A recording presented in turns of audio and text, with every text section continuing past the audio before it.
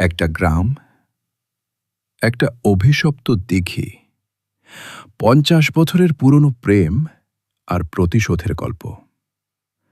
পূর্ণিমার রাতে জলের ভিতর থেকে উঠে আসে দুটি ছায়া, কিন্তু যখন মনে হলো সব আত্মা মুক্তি পেয়েছে, তখনই শুরু হলো আসল আতঙ্ক।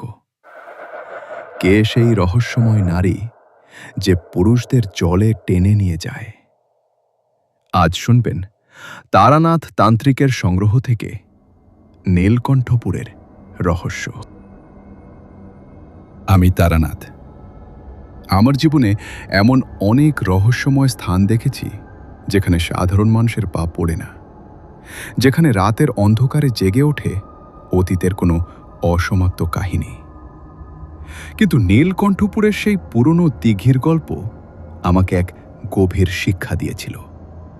শুধু ভূত তাড়ানো নয়, কখনো কখনো আমাদের কাজ হয় দুই জগতের মাঝে সেতু বন্ধন তৈরি করা। ঘটনাটি ঘটেছিল প্রায় ১২ বছর আগে। আমি তখন বর্ধমান জেলার বিভিন্ন গ্রাম ঘুরে বেড়াচ্ছিলাম, তান্ত্রিক পাণ্ডুলিপি সংগ্রহ করছিলাম এবং স্থানীয় লোকজনের কাছ থেকে অতি প্রাকৃত ঘটনার কথা শুনছিলাম। একদিন এক গ্রামের মাতব্বর আমাকে বললেন, তারানাথ বাবু, আপনি যদি সত্যিই এসব বিষয়ে আগ্রহী হন, তাহলে একবার নীলকণ্ঠপুরে যান। সেখানে একটা পুরনো দিঘি আছে, যেখানে রাতের বেলা এমন সব ঘটনা ঘটে যা শুনলে গা শিউরে ওঠে। আমার কৌতূহল জাগল। কী ধরনের ঘটনা? আমি জিজ্ঞেস করলাম।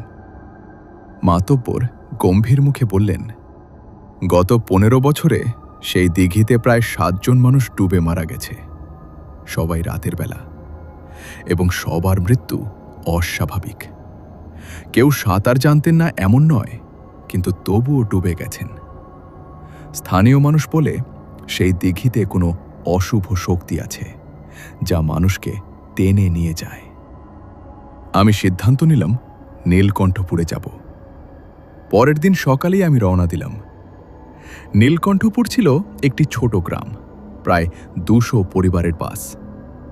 গ্রামের মাঝখান দিয়ে একটি পাকা রাস্তা গেছে এবং রাস্তার এক পাশে গ্রামের একদম প্রান্তে সেই বিখ্যাত দিঘি। দিঘিটি ছিল বিশাল, প্রায় ২ বিঘা জমি জুড়ে। চারপাশে উঁচু পাড়, ঘন বাঁশঝাড় এবং কিছু পুরনো গাছ। দিনের আলোতে দেখে মনে হয় একদম সাধারণ একটা দিঘি, কিন্তু আমি যখন কাছে গেলাম তখন অনুভব করলাম একটা অস্বাভাবিক ভারী অনুভূতি। বাতাসে যেন একটা চাপা নিস্তব্ধতা। আমি গ্রামের মধ্যে একটা ছোট চায়ের দোকানে গিয়ে বসলাম। দোকানদার, একজন বয়স্ক পুরুষ, আমাকে চা দিতে দিতে জিজ্ঞেস করলেন, আপনি নতুন এসেছেন মনে হচ্ছে, কোথা থেকে এলেন? আমি কলকাতা থেকে এসেছি, আমি বললাম। আমার নাম তারানাথ। আমি তান্ত্রিক সাধনা করি এবং অতি প্রাকৃত বিষয়ে গবেষণা করি। শুনেছি এখানে একটা দিঘিতে অদ্ভুত ঘটনা ঘটে। দোকানদার গম্ভীর হয়ে গেলেন। হ্যাঁ, আপনি ঠিক শুনেছেন। সেই দিঘি আমাদের গ্রামের অভিশাপ। কত মানুষ মারা গেছে সেখানে, আর আমরা কিছুই করতে পারছি না। আমাকে একটু বিস্তারিত বলবেন? আমি অনুরোধ করলাম। দোকানদার চারপাশে তাকিয়ে দেখলেন কেউ শুনছে কিনা, তারপর নিচু স্বরে বলতে শুরু করলেন, প্রায় ৫০ বছর আগে এই দিঘিটি ছিল গ্রামের গর্ব। সবাই এখানে স্নান করত, মাছ ধরত। কিন্তু একটা ঘটনার পর সব পাল্টে যায়। এক পূর্ণিমার রাতে এক যুবক এবং এক যুবতী এই দিঘিতে ডুবে মারা যায়। তারা ছিল ২ ভিন্ন ধর্মের। ছেলেটি হিন্দু, মেয়েটি মুসলিম। তারা প্রেম করত, কিন্তু তাদের পরিবার রাজি ছিল না। আমি মনোযোগ দিয়ে শুনছিলাম। দোকানদার চালিয়ে গেলেন, সেই রাতে তারা দুজনে মিলে দিঘিতে ঝাঁপ দিয়ে আত্মহত্যা করে। তাদের মৃতদেহ পরের দিন ভেসে ওঠে, কিন্তু তাদের শেষকৃত্য নিয়ে সমস্যা হয়। হিন্দু পরিবার বলে ছেলেটিকে দাহ করতে হবে, মুসলিম পরিবার বলে মেয়েটিকে দাফন করতে হবে। কিন্তু কেউ চাইল না তারা একসাথে থাকুক, এমনকি মৃত্যুর পরেও। তারপর কি হলো? আমি জিজ্ঞেস করলাম। তারপর তাদের আলাদা করা হয়। ছেলেটিকে শ্মশানে দাহ করা হয়, মেয়েটিকে কবরস্থানে দাফন করা হয়, এবং সেই থেকেই শুরু হয় সমস্যা।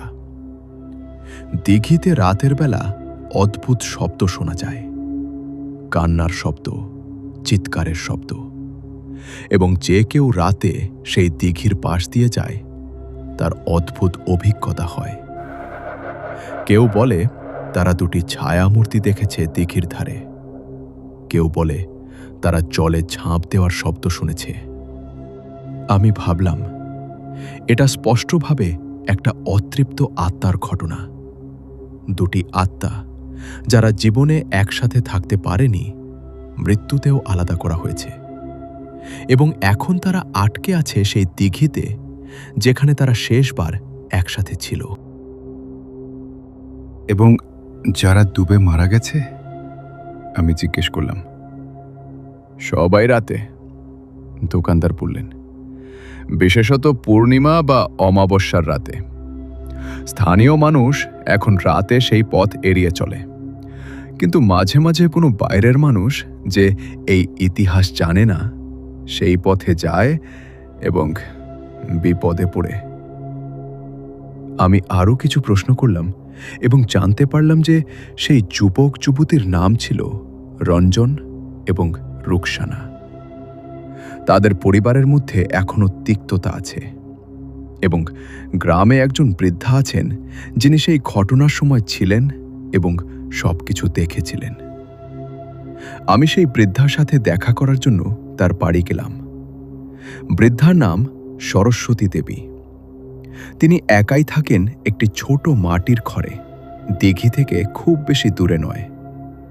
সরস্বতী দেবী আমাকে দেখে স্বাগত জানালেন।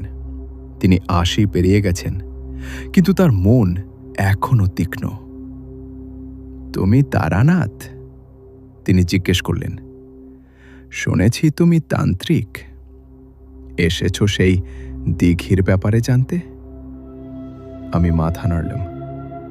হ্যাঁ মা, আমি জানতে চাই ঠিক কি ঘটেছিল সেই রাতে এবং কিভাবে আমি সাহায্য করতে পারি। সরস্বতী দেবী দীর্ঘশ্বাস ফেললেন। বসো বাবা, আমি তোমাকে সব বলছি। তিনি শুরু করলেন তার কাহিনী। সেই সময় আমি ছিলাম মধ্যবয়সী। রঞ্জন ছিল আমার প্রতিবেশীর ছেলে, খুব ভালো ছেলে, পড়াশোনায় মেধাবী, এবং রুকসানা, সেও ছিল একটি সুন্দরী সুশিক্ষিত মেয়ে। তারা দুজন স্কুলে একসাথে পড়ত এবং ধীরে ধীরে প্রেমে পড়ে। সেই সময় ১৯৬২ সাল। হিন্দু মুসলিম সম্পর্ক তখন ভালো ছিল না, দেশভাগের ক্ষত তখনও তাজা। তাই যখন দুই পরিবার জানল যে রঞ্জন এবং রুকসানা প্রেম করে, তারা মেনে নিতে পারল না। উভয় পরিবারই বিরোধিতা করল। রঞ্জন এবং রুকসানা চেষ্টা করেছিল তাদের পরিবারকে বোঝাতে, কিন্তু পারল না। শেষে তারা ঠিক করল পালিয়ে বিয়ে করবে, কিন্তু সেই পরিকল্পনা ফাঁস হয়ে যায়। দুই পরিবার আরও কঠোর হয়ে ওঠে। রঞ্জনকে বাড়িতে আটকে রাখা হয়, রুকসানাকেও। এরকম ভৌতিক গল্প পেতে চ্যানেল সরস্বতী সাবস্ক্রাইব দেবীর করুন চোখে আর বেল জল আইকনে এসে গেল। ক্লিক করুন। এবং তারপর সেই পূর্ণিমার রাতে তারা দুজন কোনো মতে পালিয়ে এসে দিঘিতে দেখা করে। কিন্তু তারা জানত যে তাদের একসাথে থাকার কোনো সম্ভাবনা নেই। তাই তারা সিদ্ধান্ত নিল, যদি জীবনে একসাথে থাকতে না পারে, তাহলে মৃত্যুতে একসাথে থাকবে। তারা হাত ধরাধরি করে দিঘিতে ঝাঁপ দিল। পরের দিন সকালে তাদের মৃতদেহ ভেসে ওঠে। আমি সেই দৃশ্য দেখেছি। তাদের হাত তখনও একে অপরকে আঁকড়ে ধরেছিল। আমি গভীরভাবে প্রভাবিত হলাম। এটা একটা ট্র্যাজিক প্রেমের গল্প। এবং তাদের শেষকৃত্য? আমি জিজ্ঞেস করলাম। সেটাই সবচেয়ে দুঃখজনক, সরস্বতী দেবী বললেন। তাদের হাত আলাদা করতে হয়েছিল, জোর করে, এবং তারপর তাদের আলাদা করা হয়। রঞ্জনকে হিন্দু রীতিতে দাহ করা হয়, রুকসানাকে ইসলামিক রীতিতে দাফন করা হয়। এবং সবচেয়ে খারাপ বিষয় হল, তাদের পরিবার একে অপরকে দোষারোপ করল, বলল যে অন্য পক্ষ তাদের সন্তানকে বিপদগামী করেছে। এবং সেই রাত থেকেই দিঘিতে অস্বাভাবিক ঘটনা শুরু হয়। আমি বললাম, হ্যাঁ। সরস্বতী দেবী নিশ্চিত করলেন। প্রথম সপ্তাহেই শুরু হয়। রাতে কান্নার শব্দ, চিৎকার। মানুষ বলতো তো তারা দুটি ছায়ামূর্তি দেখেছে দিঘির ধারে, একে অপরকে খুঁজছে কিন্তু পাচ্ছে না। আমি বুঝতে পারলাম, রঞ্জন এবং রুকসানার আত্মা আটকে আছে। তারা একসাথে মরতে চেয়েছিল, কিন্তু তাদের মৃত্যুর পরেও আলাদা করা হয়েছে। এবং এখন তারা একে অপরকে খুঁজছে কিন্তু পাচ্ছে না। এবং যারা ডুবে মারা গেছে? আমি জিজ্ঞেস করলাম।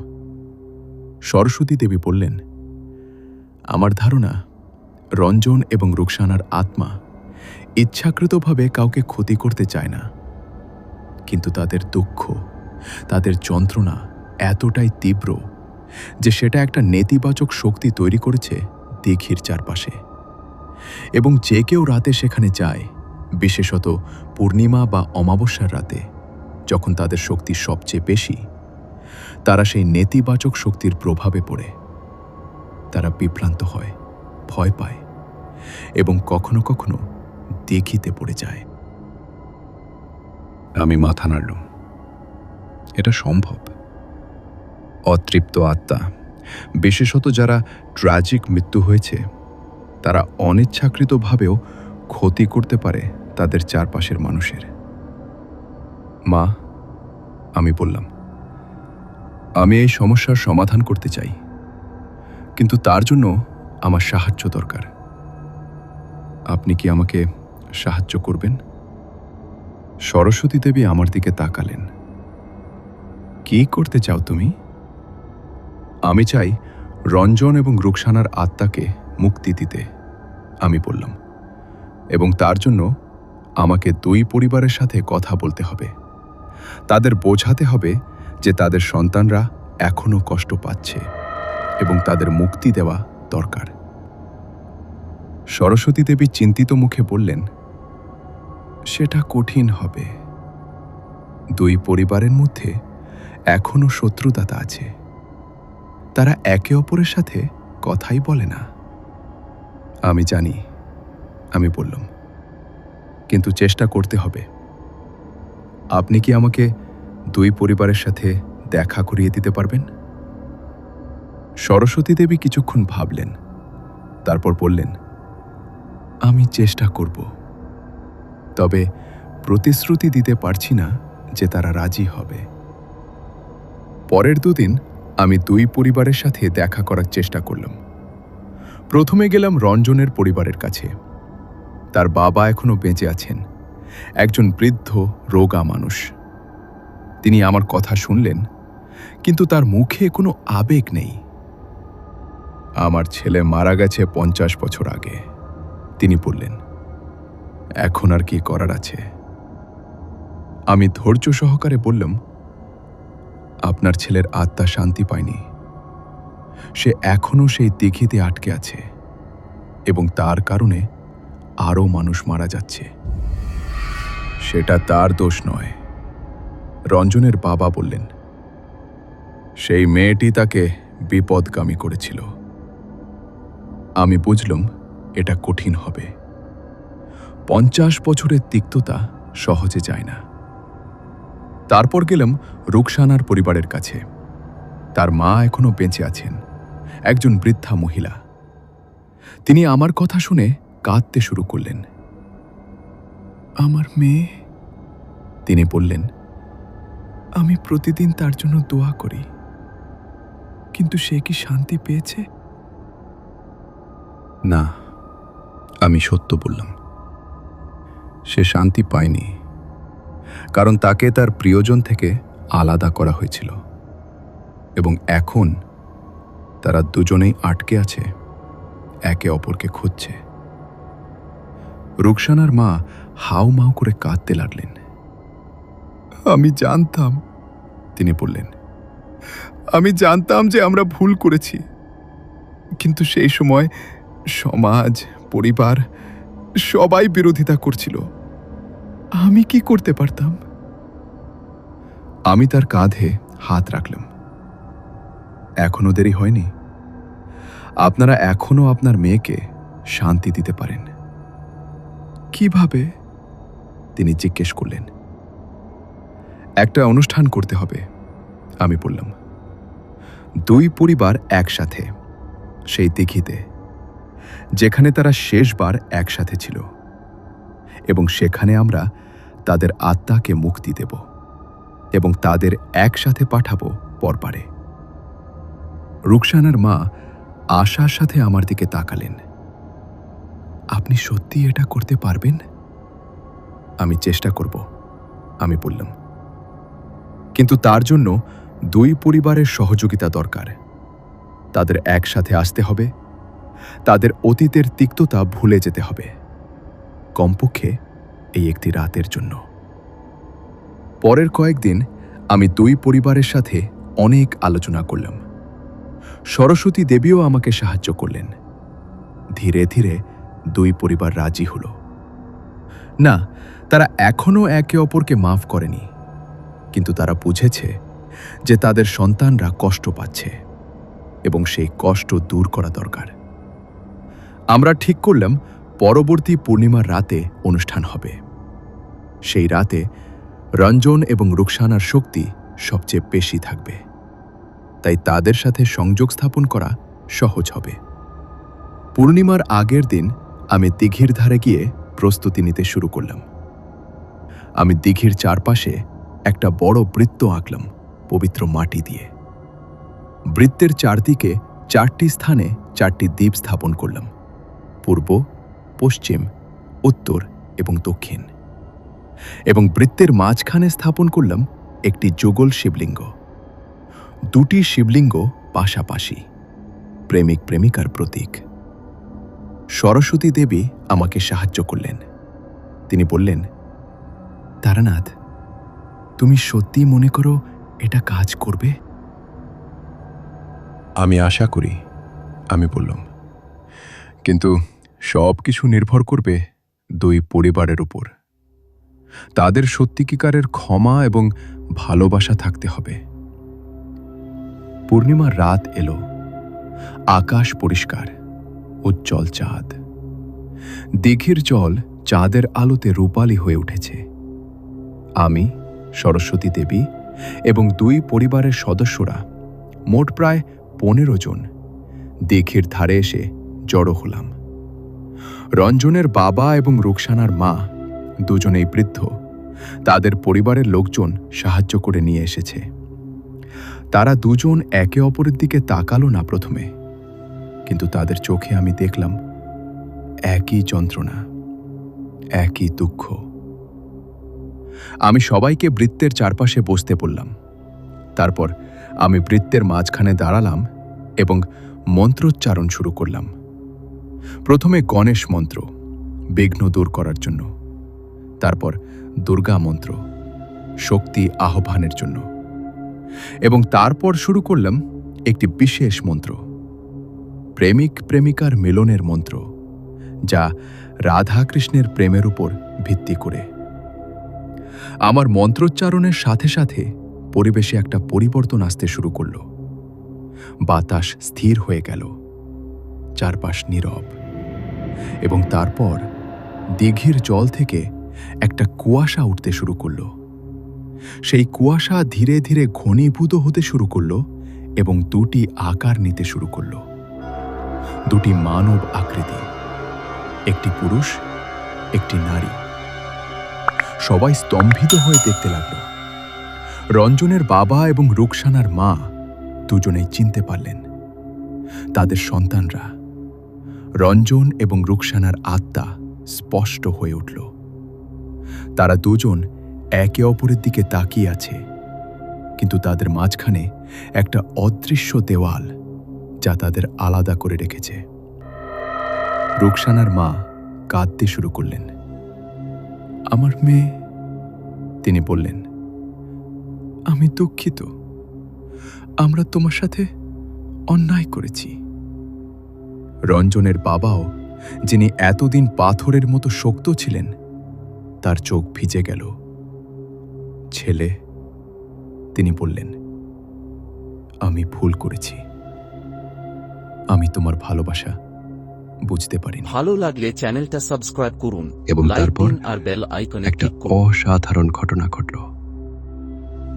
রঞ্জনের বাবা এবং রুকসানার মা দুজনে উঠে দাঁড়ালেন এবং একে অপরের দিকে এগিয়ে গেলেন, এবং বৃত্তের মাঝখানে তারা দুজন একে অপরের হাত ধরলেন। আমরা ভুল করেছি, রঞ্জনের বাবা বললেন। আমরা আমাদের সন্তানদের ভালোবাসা স্বীকার করিনি, কিন্তু এখন আমরা স্বীকার করছি। আমরা চাই তারা একসাথে থাকুক, শান্তিতে থাকুক। রুকসানার মা মাথা নাড়লেন। হ্যাঁ, আমরা আর তাদের আলাদা রাখতে চাই না। তারা যেখানেই যাক, একসাথে যাক। আমি দেখলুম রঞ্জন এবং রুকসানার আত্মা জীবন্ত হয়ে উঠেছে। তাদের মাঝের সেই অদৃশ্য দেওয়াল ফাটল ধরছে। আমি আমার মার মন্ত্রোচ্চারণ আরও তীব্র করলুম, এবং তারপর দুই পরিবারের সবাই একসাথে চিৎকার করে উঠল, আমরা তোমাদের মাফ করছি, আমরা তোমাদের ভালোবাসা স্বীকার করছি, তোমরা একসাথে যাও, শান্তিতে থাকো। এবং সেই মুহূর্তে সেই অদৃশ্য দেওয়াল ভেঙে গেল। রঞ্জন এবং রুকসানা একে অপরের দিকে ছুটে গেল এবং জড়িয়ে ধরল। তাদের মুখে এক প্রশান্ত হাসি, এবং তারপর একটা উজ্জ্বল আলো তাদের ঢেকে ফেলল। সেই আলোতে তারা ধীরে ধীরে উপরে উঠতে শুরু করল, একসাথে, এবং অদৃশ্য হয়ে গেল। দিঘির ধারে সবাই নীরবে দাঁড়িয়ে রইল, এবং তারপর রুকসানার মা এবং রঞ্জনের বাবা একে অপরকে জড়িয়ে ধরে কাঁদতে শুরু করলেন। 50 বছরের তিক্ততা, 50 বছরের শত্রুতা সব ধুয়ে গেল সেই অশ্রুতে। সেই রাতের পর নীলকণ্ঠপুর গ্রামে একটা পরিবর্তন এসেছিল। রঞ্জন এবং রুকসানার মুক্তির পর দিঘি আবার শান্ত হয়ে গিয়েছিল। কোনো অস্বাভাবিক ঘটনা ঘটেনি। মানুষ আবার রাতেও সেই পথ দিয়ে যেতে শুরু করেছিল। এবং সবচেয়ে বড় পরিবর্তন, দুই পরিবারের মধ্যে শত্রুতা শেষ হয়ে গিয়েছিল। আমি ভাবলাম আমার কাজ শেষ, আমি নীলকণ্ঠপুর ছেড়ে চলে যাব। কিন্তু যাওয়ার আগের দিন সরস্বতী দেবী আমাকে ডেকে পাঠালেন। তারানাথ, তিনি বললেন, তুমি যে কাজ করেছ তা অসাধারণ, কিন্তু আমার মনে হয় এখনো কিছু অসমাপ্ত আছে। আমি অবাক হলাম, কি অসমাপ্ত? সরস্বতী দেবী বললেন, দিঘির কাছে যে কবরস্থান আছে সেখানে রুকসানার কবর আছে, এবং যে শ্মশানে রঞ্জনকে দাহ করা হয়েছিল সেখানে তার একটা স্মৃতিফলক আছে। আমি মনে করি সেখানে একটা যৌথ স্মৃতিস্তম্ভ বানানো উচিত, যেখানে দুজনের নাম থাকবে। এটা হবে তাদের প্রেমের প্রতীক, এবং ভবিষ্যতে যারা এই গ্রামে আসবে তারা এই কাহিনী জানবে এবং শিক্ষা নেবে। আমি মাথা নাড়লুম। চমৎকার ভাবনা, কিন্তু দুই পরিবার রাজি হবে? আমি মনে করি হবে। সরস্বতী দেবী বললেন, তারা এখন পরিবর্তিত, তারা বুঝেছে তাদের ভুল। আমি দুই পরিবারের সাথে কথা বললাম এবং সত্যি তারা খুশি হয়ে রাজি হলো। তারা ঠিক করল দিঘির ধারে একটা সুন্দর স্মৃতিস্তম্ভ বানাবে, যেখানে রঞ্জন এবং রুকসানার নাম লেখা থাকবে এবং সাথে একটা বাণী, প্রেম কোনো ধর্ম মানে না, শুধু হৃদয় মানে। আমি খুশি হলাম। আমার কাজ সত্যিই সম্পন্ন হয়েছে।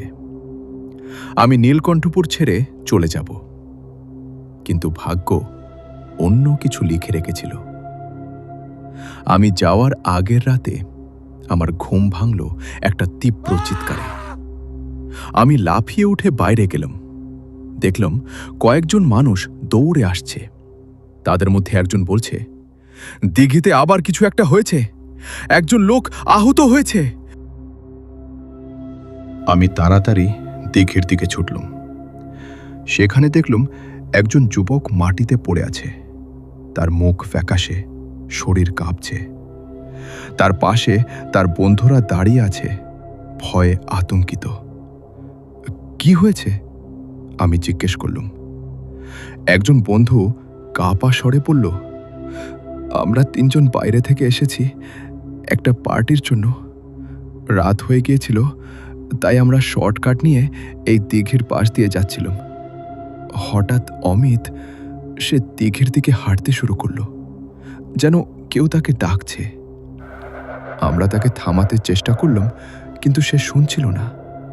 এবং তারপর যখন সে জলের কাছে গেল, হঠাৎ সে চিৎকার করে পিছিয়ে এলো এবং মাটিতে পড়ে গেল। আমি সেই যুবক অমিতের দিকে তাকালাম। তার চোখ বন্ধ, কিন্তু সে কিছু বেড়বিড় করছে। আমি কান পেতে শুনলাম, যেতে দাও, আমাকে যেতে দাও, সে আমাকে ডাকছে। আমার মাথায় একটা সন্দেহ জাগল, এটা কি রঞ্জন বা রুকসানার আত্মা? কিন্তু না, তারা তো মুক্তি পেয়েছে। তাহলে কে? আমি তাড়াতাড়ি আমার তান্ত্রিক সামগ্রী নিয়ে এলাম এবং অমিতের উপর একটি সুরক্ষা মন্ত্র পড়লাম। কয়েক মিনিটের মধ্যে অমিতের চোখ খুলল। সে হাঁপাতে হাঁপাতে বলল, কি কি হয়েছিল? তুমি ঠিক আছে, আমি বললাম। কিন্তু তুমি কি মনে করতে পার কি হয়েছিল? অমিত ভাবল। আমি আমি দিঘির পাশ দিয়ে যাচ্ছিলাম। হঠাৎ আমি একটা মেয়ের কণ্ঠ শুনলাম। সে আমাকে ডাকছে, বলছে তার কাছে যেতে। আমি প্রতিরোধ করতে পারলাম না। আমার পা নিজে নিজে হাঁটতে শুরু করলো এবং তারপর যখন আমি জলের কাছে গেলাম, আমি দেখলাম একটা মেয়ে জলে দাঁড়িয়ে আছে, আমার দিকে হাত বাড়িয়ে। সে খুব সুন্দরী, কিন্তু তার চোখ ছিল ভয়ঙ্কর। আমি ভয় পেয়ে গেলাম এবং পিছিয়ে এলাম। এবং তারপর আমার আর কিছু মনে নেই। আমি চিন্তিত হয়ে পড়লাম। এটা নতুন কিছু। রঞ্জন এবং রুকসানা ছাড়া এখানে আরও কোনো আত্মা আছে? পরের দিন সকালে আমি সরস্বতী দেবীর কাছে গেলাম এবং সব কিছু বললাম। তিনি শুনে চিন্তিত হয়ে গেলেন। আরও একটা আত্মা? তিনি বললেন। কিন্তু কার? আমাকে খুঁজে বের করতে হবে, আমি বললাম। আপনি কি জানেন এই দিঘিতে রঞ্জন এবং রুকসানা ছাড়া আর কেউ ডুবে মরেছে? সরস্বতী দেবী ভাবলেন, হ্যাঁ, কয়েকজন, কিন্তু তারা সবাই দুর্ঘটনা। শুধু একজন ছিল যার মৃত্যু অন্যরকম। কে? আমি জিজ্ঞেস করলাম। একটি মেয়ে, সরস্বতী দেবী বললেন। তার নাম ছিল মীনাক্ষী। এটা ঘটেছিল প্রায় 10 বছর আগে। মীনাক্ষী ছিল একটি সুন্দরী মেয়ে, কিন্তু তার পরিবার খুব দরিদ্র। একজন ধনী ব্যক্তি যার নাম নরেন্দ্র, সে মীনাক্ষীকে বিয়ে করার প্রস্তাব দেয়। কিন্তু বিয়ের পর নরেন্দ্র মীনাক্ষীর সাথে ভালো ব্যবহার করত না। সে তাকে অত্যাচার করত, মারধর করত। আমি শুনছিলাম মনোযোগ দিয়ে। সরস্বতী দেবী চালিয়ে গেলেন, একদিন মীনাক্ষী এই দিঘিতে ডুবে মরা অবস্থায় পাওয়া যায়। পুলিশ তদন্ত করে কিন্তু কোনো প্রমাণ পায় না। তারা সিদ্ধান্ত নেয় এটা আত্মহত্যা। কিন্তু অনেকে বিশ্বাস করত যে নরেন্দ্র তাকে খুন করেছে এবং লাশ এখানে ফেলে দিয়েছে। এবং নরেন্দ্র? আমি জিজ্ঞেস করলাম। সে এখনো বেঁচে আছে, সরস্বতী দেবী বললেন। সে এখন একজন ধনী ব্যবসায়ী। সে মীনাক্ষীর মৃত্যুর পর আবার বিয়ে করেছে এবং সুখে আছে। আমি বুঝলাম, মীনাক্ষীর আত্মা শান্তি পায়নি। সে অবিচারের শিকার হয়েছিল এবং তার হত্যাকারী শাস্তি পায়নি, তাই সে এখনো আটকে আছে। কিন্তু রঞ্জন এবং রুকসানার মুক্তির সময় মীনাক্ষীর আত্মা কেন প্রকাশ পেল না? আমি জিজ্ঞেস করলাম। সরস্বতী দেবী বললেন, হয়তো রঞ্জন এবং রুকসানার শক্তি এতটাই তীব্র ছিল যে মীনাক্ষীর আত্মা চাপা পড়ে গিয়েছিল, এবং এখন যখন তারা মুক্ত হয়ে গেছে, মীনাক্ষীর আত্মা প্রকাশ পেয়েছে। এটা সম্ভব। দুটি শক্তিশালী আত্মা একটি দুর্বল আত্মাকে চাপা দিয়ে রাখতে পারে। আমাকে মীনাক্ষীর আত্মার সাথে কথা বলতে হবে, আমি বললাম, এবং তার জন্য আমাকে আজ রাতে দিঘিতে যেতে হবে। এরকম ভৌতিক গল্প পেতে চ্যানেল সরস্বতী সাবস্ক্রাইব দেবী করুন আর বেল চিন্তিত আইকনে মুখে ক্লিক বললেন, করুন। সাবধান থেকো। মীনাক্ষীর আত্মা হয়তো ক্রোধে পূর্ণ। সে হয়তো প্রতিশোধ চাইছে। আমি জানি, আমি বললাম, কিন্তু আমাকে চেষ্টা করতে হবে। সেই রাতে আমি একা দিঘিতে গেলাম।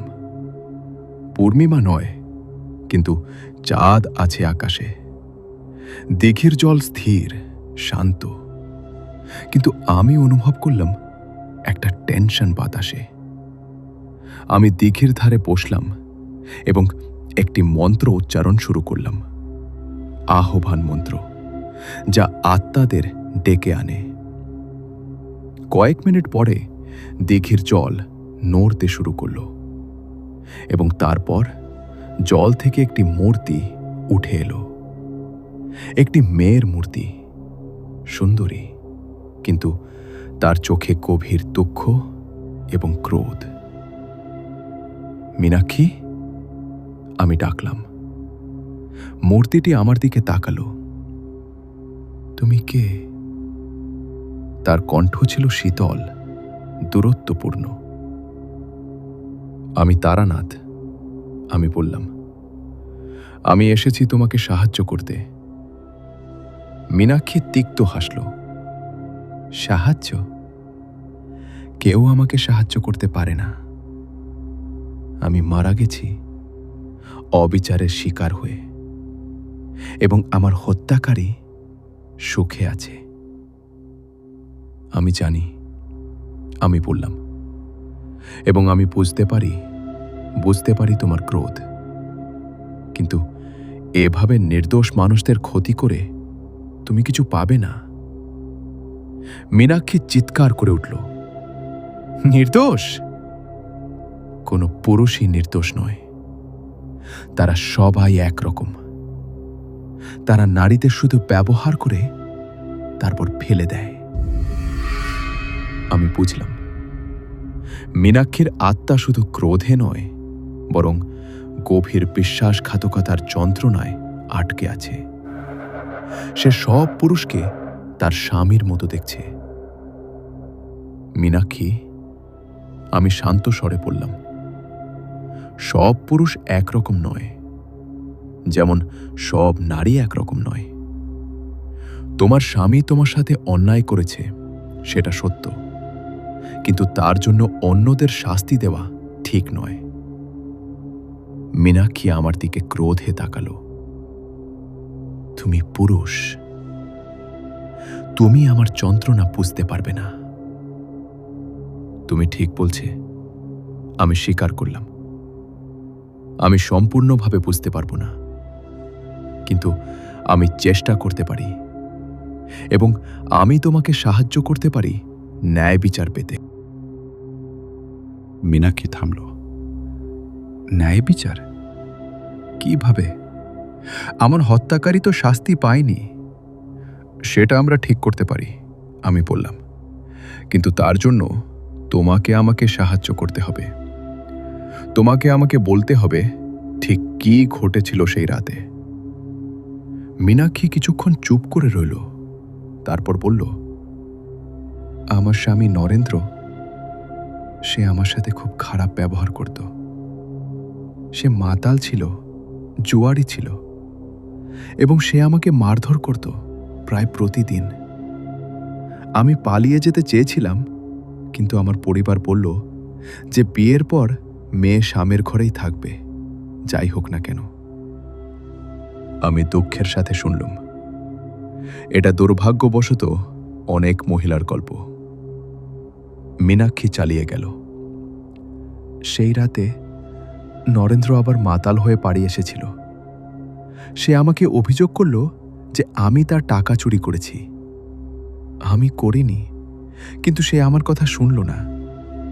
সে আমাকে মারতে শুরু করল। আমি পালিয়ে বাইরে এলাম, সে আমার পিছু নিল। আমি দৌড়ে এই দিঘির কাছে এলাম এবং তারপর সে আমাকে ধাক্কা দিয়ে জলে ফেলে দিল। আমি সাঁতার জানতাম না, আমি ডুবে যাচ্ছিলাম আর সে দাঁড়িয়ে দাঁড়িয়ে দেখছিল। আমি সাহায্যের জন্য চিৎকার করছিলাম, কিন্তু সে সাহায্য করল না। সে চলে গেল এবং আমাকে ডুবে মরতে দিল। আমার রক্ত ফুটতে লাগল। এটা হত্যা, স্পষ্ট হত্যা, এবং নরেন্দ্র শাস্তি পায়নি। মীনাক্ষী, আমি বললাম, তোমার সাথে ভয়ঙ্কর অবিচার হয়েছে এবং আমি প্রতিশ্রুতি দিচ্ছি যে আমি ন্যায় বিচার পাওয়ার চেষ্টা করব, কিন্তু তার জন্য তোমাকে আমার সাথে সহযোগিতা করতে হবে। তুমি কি নরেন্দ্রকে চিনতে পারবে? তুমি কি তার বিরুদ্ধে সাক্ষ্য দিতে পারবে? মীনাক্ষী বলল, আমি একটা আত্মা, আমার সাক্ষ্যের কোনো মূল্য নেই। আমার একটা পরিকল্পনা আছে, আমি বললাম, কিন্তু তার জন্য তোমাকে বিশ্বাস করতে হবে আমাকে। মীনাক্ষী কিছুক্ষণ আমার দিকে তাকিয়ে রইল, তারপর বলল, ঠিক আছে, আমি তোমাকে বিশ্বাস করব, কিন্তু যদি তুমি ব্যর্থ হও তাহলে আমি আরো বেশি ক্রোধান্বিত হব। আমি বুঝেছি, আমি বললাম, আমি আমার সেরা চেষ্টা করব। পরের দিন সকালে আমি স্থানীয় পুলিশ স্টেশনে গেলাম। সেখানে আমি দায়িত্বরত ইন্সপেক্টরের সাথে কথা বললাম। তার নাম সুব্রত চক্রবর্তী। আমি তাকে মীনাক্ষীর মৃত্যুর ব্যাপারে জিজ্ঞেস করলাম। সুব্রতবাবু বললেন, হ্যাঁ, আমার সেই কেসটা মনে আছে। আমরা তদন্ত করেছিলাম, কিন্তু কোনো প্রমাণ পাইনি যে এটা খুন। তাই আমরা সিদ্ধান্ত নিয়েছিলাম এটা আত্মহত্যা। কিন্তু আপনার কি সন্দেহ ছিল? আমি জিজ্ঞেস করলাম। সুব্রতবাবু দীর্ঘশ্বাস ফেললেন। হ্যাঁ, ছিল। মীনাক্ষীর পরিবার বলেছিল যে নরেন্দ্র তার স্ত্রীকে মারধর করত এবং সেই রাতে তারা দুজনের মধ্যে ঝগড়া হয়েছিল, কিন্তু নরেন্দ্র অস্বীকার করল। সে বলল মীনাক্ষী নিজেই দিঘিতে ঝাঁপ দিয়েছে এবং কোনো সাক্ষী ছিল না, তাই আমরা কিছু প্রমাণ করতে পারিনি। আমি বললাম, কিন্তু যদি এখন একজন সাক্ষী পাওয়া যায়? সুব্রতবাবু অবাক হলেন। সাক্ষী? 10 বছর পরে? হ্যাঁ, আমি বললাম, আমি একজনকে চিনি যে সেই রাতের ঘটনা দেখেছিল, কিন্তু সে ভয়ে কিছু বলেনি। এখন সে বলতে রাজি হয়েছে। এটা একটা মিথ্যা ছিল, কিন্তু আমার কাছে আর কোনো উপায় ছিল না। আমার পরিকল্পনা ছিল নরেন্দ্রকে একটা ফাঁদে ফেলা, যেখানে সে নিজেই তার অপরাধ স্বীকার করবে। সুব্রতবাবু আগ্রহী হলেন। সত্যি? কে এই সাক্ষী? আমি এখনো নাম বলতে পারবো না, আমি বললাম, কারণ সে ভয় পাচ্ছে। কিন্তু যদি আপনি আমাকে সাহায্য করেন, আমি নরেন্দ্রকে স্বীকার করাতে পারব। সুব্রতবাবু চিন্তা করলেন, কিভাবে? আমি তাকে আমার পরিকল্পনা বললাম। এটা ছিল একটা জটিল পরিকল্পনা, যেখানে আমি তান্ত্রিক কৌশল ব্যবহার করে নরেন্দ্রের মনে ভয় ঢুকিয়ে দেব এবং তাকে স্বীকার করাব। সুব্রতবাবু প্রথমে সন্দিহান ছিলেন, কিন্তু শেষে রাজি হলেন। ঠিক আছে, তিনি বললেন, আমি তোমাকে সাহায্য করব, কিন্তু যদি এটা কাজ না করে, তাহলে আমি মুশকিলে পড়ব। আমি জানি, আমি বললাম, এবং আমি প্রতিশ্রুতি দিচ্ছি এটা কাজ করবে। সেই রাতে আমরা পরিকল্পনা অনুযায়ী কাজ শুরু করলাম। প্রথমে আমি নরেন্দ্রের বাড়িতে গেলাম। সে এখন একটা বড় বাড়িতে থাকে, তার নতুন স্ত্রী এবং 2 সন্তান নিয়ে। আমি দরজায় কড়া নাড়লাম। নরেন্দ্র নিজেই দরজা খুলল। একজন মাঝবয়সী পুরুষ, মোটা, ধনী পোশাক পরা। আপনি কে? সে জিজ্ঞেস করল। আমার নাম তারানাথ, আমি বললাম। আমি একজন তান্ত্রিক। আমি এসেছি আপনার একটা বড় সমস্যার কথা বলতে। নরেন্দ্র ভ্রু কুঁচকে বলল, কি সমস্যা? আপনার প্রথম স্ত্রী মীনাক্ষী, আমি বললাম। তার আত্মা শান্তি পায়নি এবং সে আপনার কাছে ফিরে আসতে চাইছে। নরেন্দ্রের মুখ ফ্যাকাশে হয়ে গেল। কি বলছেন আপনি? আমি জানি কি ঘটেছিল সেই রাতে। আমি শান্ত কিন্তু দৃঢ় স্বরে বললাম, আমি জানি আপনি কি করেছিলেন, এবং মীনাক্ষীর আত্মাও জানে। সে এখন প্রতিশোধ চাইছে। নরেন্দ্র ঘামতে শুরু করল। আমি কিছু করিনি, সে নিজেই। মিথ্যা বলবেন না, আমি তাকে থামিয়ে দিলাম। মীনাক্ষীর আত্মা আমার সাথে কথা বলেছে। সে আমাকে সব বলেছে। আপনি তাকে খুন করেছেন। নরেন্দ্র পিছিয়ে গেল।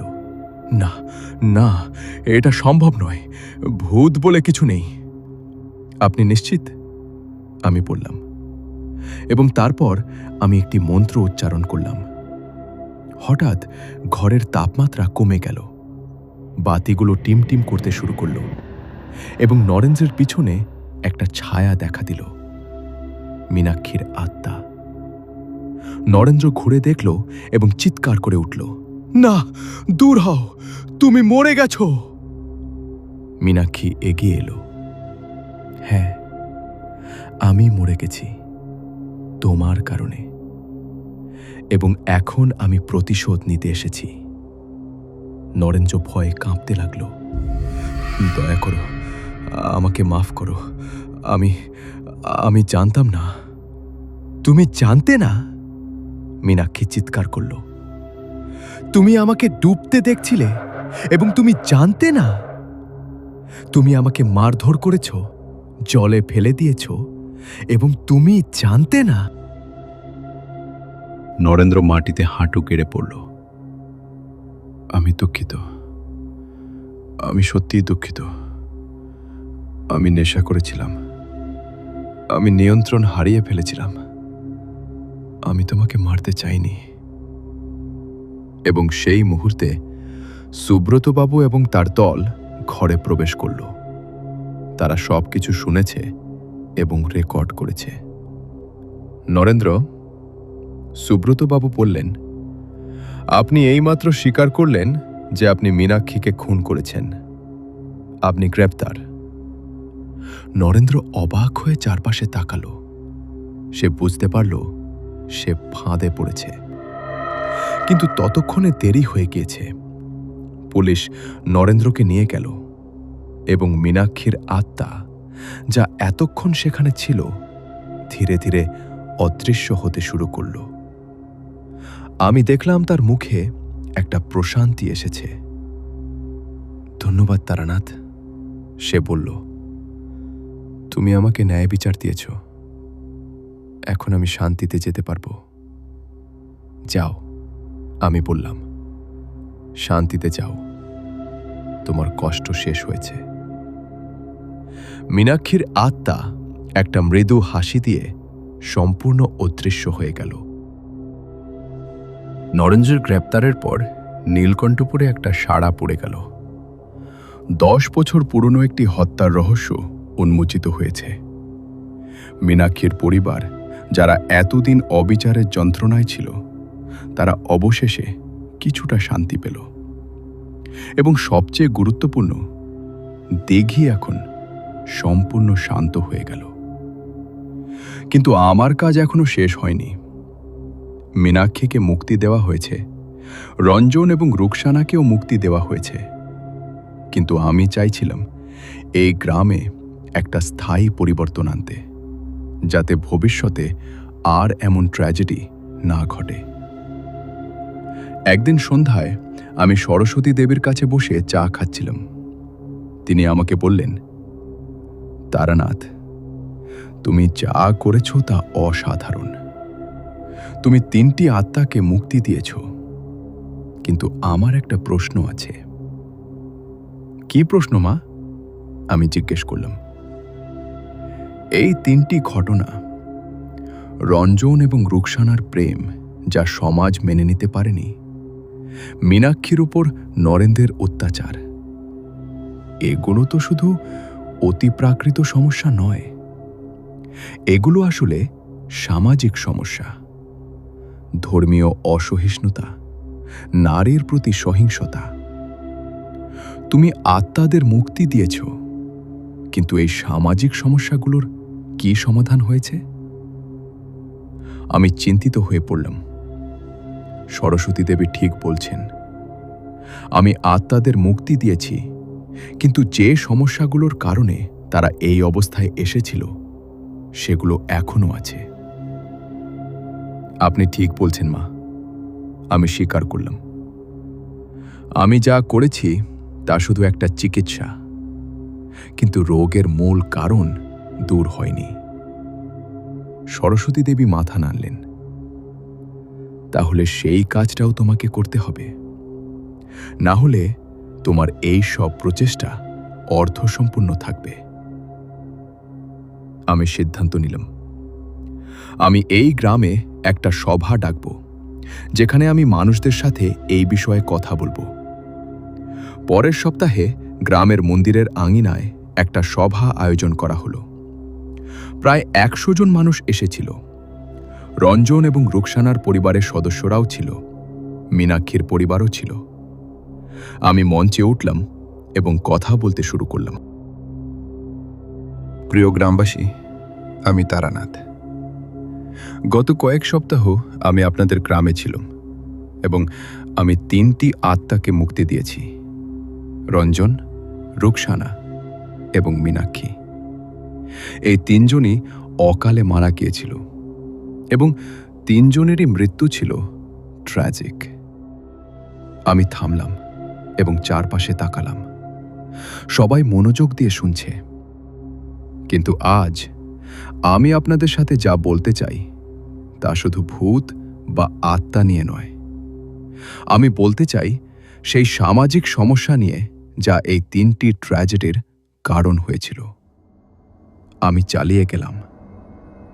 রঞ্জন এবং রুকসানা মারা গিয়েছিল কারণ তাদের পরিবার তাদের প্রেম মেনে নিতে পারেনি। কেন? শুধুমাত্র কারণ তারা 2 ভিন্ন ধর্মের ছিল। কিন্তু প্রেম কি ধর্ম দেখে? হৃদয় কি জানে হিন্দু, মুসলিম, খ্রিস্টান? না, হৃদয় শুধু ভালোবাসা জানে। আমি দেখলাম কিছু মানুষ মাথা নাড়ছে, সম্মতি জানাচ্ছে। এবং মীনাক্ষী মারা গিয়েছিল কারণ তার স্বামী তাকে অত্যাচার করত। কেন সে পালাতে পারল না? কারণ সমাজ বলে বিয়ের পর মেয়ে যাই হোক স্বামীর ঘরে থাকবে, এমনকি যদি স্বামী তাকে মারধর করে তবুও। এটা কি ঠিক? এবার আরো বেশি মানুষ মাথা নাড়ল। কয়েকজন মহিলা কাঁদতে শুরু করল। আমি একজন তান্ত্রিক, আমি বললাম। আমার কাজ হলো আত্মাদের সাহায্য করা, অতিপ্রাকৃত সমস্যার সমাধান করা। কিন্তু আমি যা বুঝেছি তা হলো অনেক অতিপ্রাকৃত সমস্যার মূল কারণ হলো সামাজিক সমস্যা। যদি আমরা সমাজকে পরিবর্তন না করি তাহলে এই ধরনের ট্র্যাজেডি আবার ঘটবে। আমি একটু থামলাম, তারপর চালিয়ে গেলাম।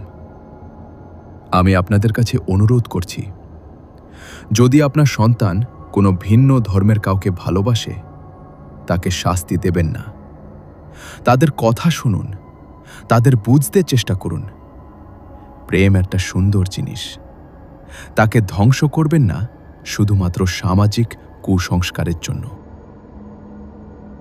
এবং যদি আপনি জানেন যে কোনো মহিলা তার স্বামীর হাতে অত্যাচারী হচ্ছে, তাকে সাহায্য করুন। তাকে বলুন যে সে একা নয়, সমাজ তার পাশে আছে। কারণ কোনো মহিলা অত্যাচার সহ্য করার জন্যে জন্মায়নি। সভায় এক নীরবতা নেমে এলো। তারপর হঠাৎ একজন বৃদ্ধ উঠে দাঁড়ালেন। তারানাথ বাবু, তিনি বললেন, আমি রঞ্জনের কাকা। আপনি যা বলেছেন তা সত্য। আমরা ভুল করেছি। আমরা আমাদের সন্তানদের ভালোবাসা স্বীকার করিনি, এবং তার ফল আমরা ভোগ করেছি 50 বছর ধরে। আমি প্রতিশ্রুতি দিচ্ছি, আমাদের পরিবারে আর কখনো এমন ভুল হবে না। তারপর রুকসানার ভাই উঠে দাঁড়ালেন। আমিও প্রতিশ্রুতি দিচ্ছি, আমাদের পরিবারেও না। আমরা শিক্ষা পেয়েছি কঠিন পথে, কিন্তু পেয়েছি। এবং তারপর মীনাক্ষীর ছোট বোন উঠে দাঁড়ালেন। তার বয়স হবে 30-32। আমার দিদি যে অত্যাচার সহ্য করেছিল, আমি তা দেখেছি। কিন্তু আমি কিছু করতে পারিনি, কারণ সমাজ বলতো এটা পরিবারের ব্যক্তিগত ব্যাপার। কিন্তু আজ আমি বলছি, অত্যাচার কখনো ব্যক্তিগত ব্যাপার নয়, এটা সমাজের ব্যাপার। এবং আমরা সবাই মিলে এর বিরুদ্ধে দাঁড়াব। সভায় উপস্থিত অনেক মানুষ তালি দিতে শুরু করল। আমি দেখলাম এখানে একটা পরিবর্তন হচ্ছে মানুষের মনে। সভা শেষ হওয়ার পর অনেক মানুষ আমার কাছে এসে ধন্যবাদ জানালো। তারা বলল যে আমি তাদের চোখ খুলে দিয়েছি। কিন্তু আমার কাজ এখনো শেষ হয়নি। আমি চাইছিলাম একটা স্থায়ী পরিবর্তন। পরের কয়েকদিন আমি গ্রামের যুবকদের সাথে কাজ করলাম। আমরা একটা কমিটি তৈরি করলাম, সামাজিক সচেতনতা কমিটি।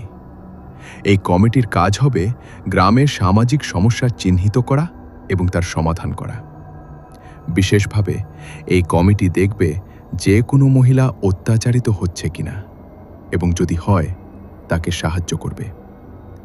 এছাড়াও আমরা ঠিক করলাম যে বছরে একবার রঞ্জন এবং রুকসানার মৃত্যু দিবসে একটা সাংস্কৃতিক অনুষ্ঠান হবে দিঘির ধারে, যেখানে প্রেম এবং সাম্প্রদায়িক সম্প্রীতির বার্তা দেওয়া হবে। এবং মীনাক্ষীর স্মৃতিতে আমরা গ্রামে একটা নারী সহায়তা কেন্দ্র খুললাম, যেখানে অত্যাচারিত মহিলারা আসতে পারবে সাহায্য চাইতে।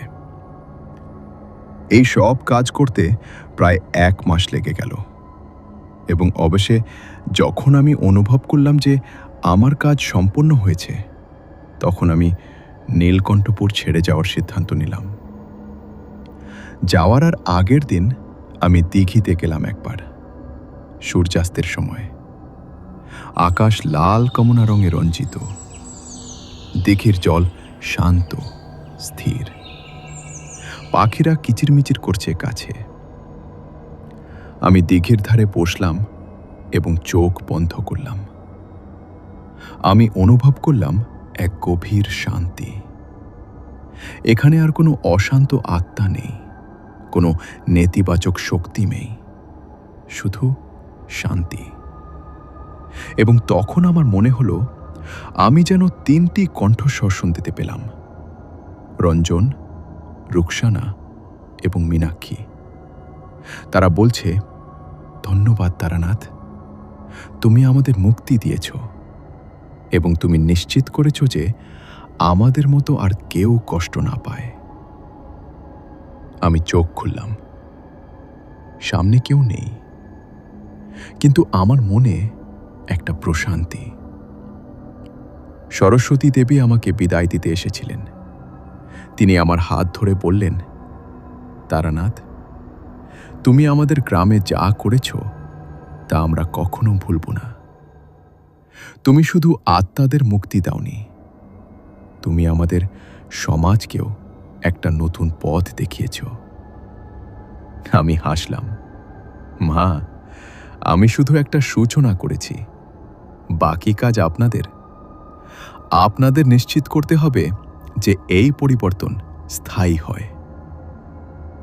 আমরা করব, সরস্বতী দেবী প্রতিশ্রুতি দিলেন।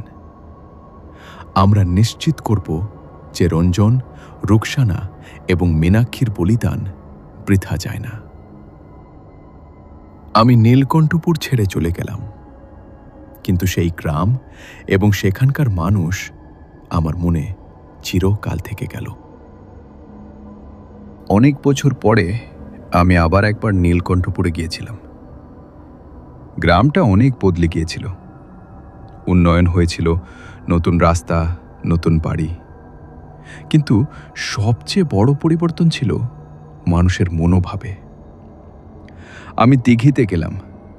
সেখানে এখন একটা সুন্দর পার্ক তৈরি হয়েছে এবং পার্কের মাঝখানে একটা সুন্দর স্মৃতিস্তম্ভ। সেখানে খোদাই করা আছে রঞ্জন, রুকসানা এবং মীনাক্ষীর নাম, এবং নিচে লেখা, প্রেম কোনো সীমা মানে না, ন্যায় বিচার কোনো বিলম্ব মানে না। এই তিনজনের স্মৃতিতে যারা আমাদের শিখিয়েছে ভালোবাসা এবং সাহসের পাঠ। আমি স্মৃতিস্তম্ভের সামনে দাঁড়ালাম এবং মাথা নত করলাম। সেই তিনজনের জন্য যারা তাদের জীবন দিয়ে একটা পরিবর্তন এনেছিল। একজন যুবক আমার পাশে এসে দাঁড়ালো। আপনি কি তারানাথ? সে জিজ্ঞেস করল। আমি অবাক হয়ে তাকালাম। হ্যাঁ, তুমি আমাকে চেন কিভাবে? যুবক হাসল। আমার দাদু আমাকে আপনার গল্প বলেছেন। তিনি বলতেন, তারানাথ বাবু আমাদের গ্রামকে বাঁচিয়েছিলেন, শুধু ভূত থেকে নয়, আমাদের নিজেদের থেকেও। আমি হাসলাম। তোমার দাদুকে?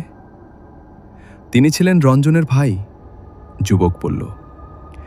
তিনি গত বছর মারা গিয়েছেন, কিন্তু মারা যাওয়ার আগে তিনি আমাকে এবং আমার ভাই বোনদের বলেছিলেন যে আমরা যেন সব সময় মনে রাখি, প্রেম ধর্ম দেখে না, শুধু হৃদয় দেখে। আমি আবেগ আপ্লুত হয়ে পড়লাম। তোমার দাদু একজন জ্ঞানী মানুষ ছিলেন। যুবক মাথা নাড়ল। এবং আপনি জানেন কি, আমি প্রেম করি একটি মুসলিম মেয়েকে, এবং আমার পরিবার সম্পূর্ণ সমর্থন করছে। তারা বলেছে, রঞ্জন এবং রুকসানার মতো ভুল আমরা আর করব না। আমি হাসলাম, আনন্দের হাসি। এটাই আমি চেয়েছিলাম, একটা স্থায়ী পরিবর্তন। এবং নারী অত্যাচারের ব্যাপারে আমি জিজ্ঞেস করলাম। আমাদের গ্রামে এখন প্রায় নেই, যুবক বলল। যদি কেউ কোনো মহিলাকে অত্যাচার করে, পুরো গ্রাম তার বিরুদ্ধে দাঁড়ায়। আমরা মীনাক্ষীর শিক্ষা ভুলিনি। আমি সন্তুষ্ট হলাম। আমার কাজ সার্থক হয়েছে। আমরা কিছুক্ষণ নীরবে দাঁড়িয়ে রইলাম। তারপর যুবক বলল, তারানাথ বাবু, আমার একটা প্রশ্ন আছে। বলো, আমি বললাম। আপনি কি সত্যিই বিশ্বাস করেন যে রঞ্জন, রুকসানা এবং মীনাক্ষীর আত্মা শান্তি পেয়েছে? আমি হাসলাম। আমি বিশ্বাস করি না, আমি জানি তারা শান্তি পেয়েছে, কারণ তাদের যে কাজ অসম্পূর্ণ ছিল তাদের প্রেমের স্বীকৃতি, তাদের জন্য ন্যায় বিচার তা সম্পূর্ণ হয়েছে। এবং তাদের মৃত্যু ব্যর্থ হয়নি। তাদের মৃত্যু একটা পরিবর্তন এনেছে এই গ্রামে, এই সমাজে। যুবক মাথা নাড়ল। আমি বুঝেছি। ধন্যবাদ তারানাথ বাবু। আমি বিদায় নিলাম এবং ফিরে এলাম। কিন্তু নীলকণ্ঠপুরের সেই অভিজ্ঞতা আমার সাথে থেকে গেল চিরকালের জন্য। আজ এত বছর পরে যখন আমি এই কাহিনী লিখছি, আমি বুঝতে পারছি যে নীলকণ্ঠপুরে আমি যা শিখেছিলাম তা আমার জীবনের সবচেয়ে মূল্যবান শিক্ষা। তন্ত্র সাধনা শুধু মন্ত্র বা যন্ত্র নয়, এটা শুধু ভূত তাড়ানো বা আত্মামুক্ত করা নয়।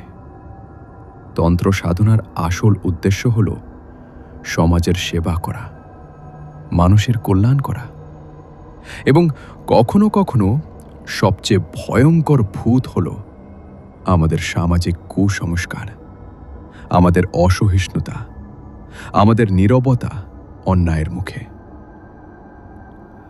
রঞ্জন এবং রুকসানা মারা গিয়েছিল কারণ সমাজ তাদের প্রেম মেনে নিতে পারেনি। মীনাক্ষী মারা গিয়েছিল কারণ সমাজ তার কষ্টের কথা শুনতে চায়নি। এই দুটি ট্র্যাজেডি আমাদের শেখায় যে নীরব থাকা, অন্যায়ের বিরুদ্ধে না দাঁড়ানো, এটাও একটা পাপ। আমি একজন তান্ত্রিক। আমার কাজ হল অতি প্রাকৃত শক্তির সাথে লড়াই করা। কিন্তু নীলকণ্ঠপুরে আমি শিখেছি যে সবচেয়ে শক্তিশালী তন্ত্র হল ভালোবাসা, সহানুভূতি এবং ন্যায় বিচার। এবং সবচেয়ে শক্তিশালী মন্ত্র হল সত্য এবং সাহস। আজও যখন আমি বিভিন্ন জায়গায় যাই এবং অতি প্রাকৃত সমস্যার সম্মুখীন হই, আমি সবসময় মনে রাখি নীলকণ্ঠপুরের শিক্ষা। আমি শুধু আত্মাদের মুক্তি দিই না, আমি চেষ্টা করি সেই সামাজিক সমস্যাগুলোরও সমাধান করতে যা সেই আত্মাদের এই অবস্থায় নিয়ে এসেছে। কারণ আমি বিশ্বাস করি একজন সত্যিকারের তান্ত্রিকের কাজ শুধু অন্ধকার শক্তির বিরুদ্ধে লড়াই করা নয়। একজন সত্যিকারের তান্ত্রিকের কাজ হল সমাজে আলো ছড়িয়ে দেওয়া, মানুষের মনে প্রেম এবং সহানুভূতি জাগানো এবং ন্যায় বিচার প্রতিষ্ঠা করা। রঞ্জন, রুকসানা এবং মীনাক্ষী এখন শান্তিতে আছে। তারা মুক্ত, কিন্তু তাদের গল্প এখনো জীবিত নীলকণ্ঠপুরের মানুষের মনে। এবং সেই গল্প একটা পরিবর্তন এনেছে, একটা সুন্দর পরিবর্তন। এবং এটাই হলো তন্ত্র সাধনার আসল সাফল্য। শুধু আত্মাদের মুক্তি নয়, বরং জীবিতদের মনের মুক্তি, কুসংস্কার থেকে মুক্তি, ঘৃণা থেকে মুক্তি, ভয় থেকে মুক্তি।